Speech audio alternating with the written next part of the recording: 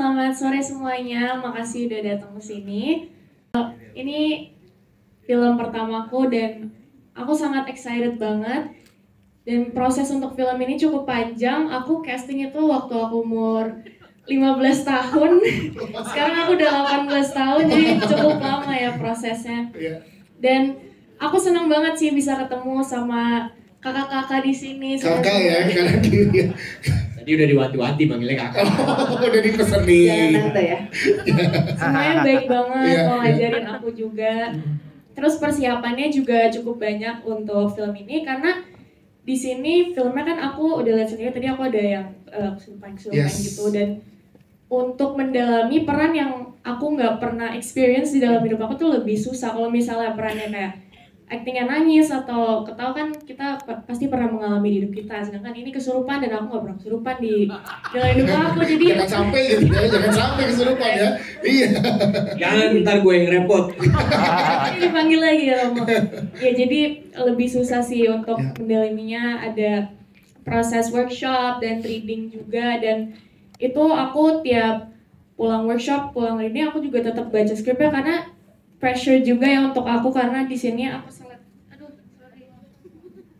aku salah satu karakter yang penting gitu, maksudnya lebih penting di dalam ini, jadi aku ngerasa pressure aja, jadi aku selalu berusaha ngasih yang terbaik gitu sih. Dan tapi Pak Bobby juga ngajarin aku banyak, aku dikasih reference film yang harus aku tonton. Basically sebenarnya kalau dari yang kita belajar dari Romo itu sendiri, sebenarnya untuk bahasa Latin itu dia nggak pernah ngafalin, dia baca. Jadi asistennya itu akan selalu megangin bukunya sambil dia baca, dia fokus ke doa. Cuman memang dari segi film pasti secara sense of artistiknya akan lebih menarik kalau itu tidak dibaca. Ya akhirnya mau nggak mau harus dihafalin. Dihafalinnya tentunya dengan juga dikasih translate-nya bahasa Indonesianya apa. Jadi bukan sekedar ngomong, tapi kita tahu sehingga ada penekanan-penekanan, karena Romonya itu kan selalu ngingetin bahwa di momen ini adalah momen dimana kalian harus kayak punya otoritas gitu, otoritas penuh. Jadi seorang Romo itu harus punya otoritas penuh terhadap apapun yang ada di sekitar situ. Nah ini yang sebenarnya yang gua berusaha untuk gimana caranya at the moment dengan bahasa Latin, terus punya otoritas penuh dengan ritual yang mulai dari awal segala macam.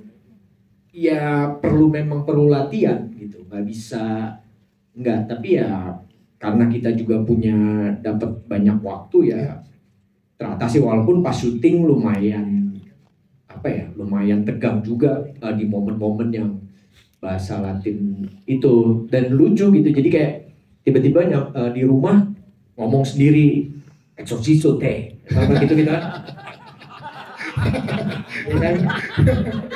Yesus Kristi eredicare gitu kan. Membuat di rumah tuh istri aku bilang, kamu jangan baca-baca di situ.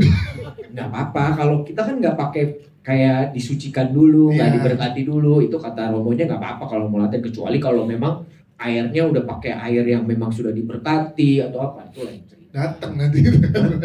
Datang ini lah. Iya aku sama sih, tapi sebelum take aku juga suka latihan-latihan sama Kak Jero. Jadi susah sih, cuman ada yang masih ingat nggak? Coba dong. Nah coba.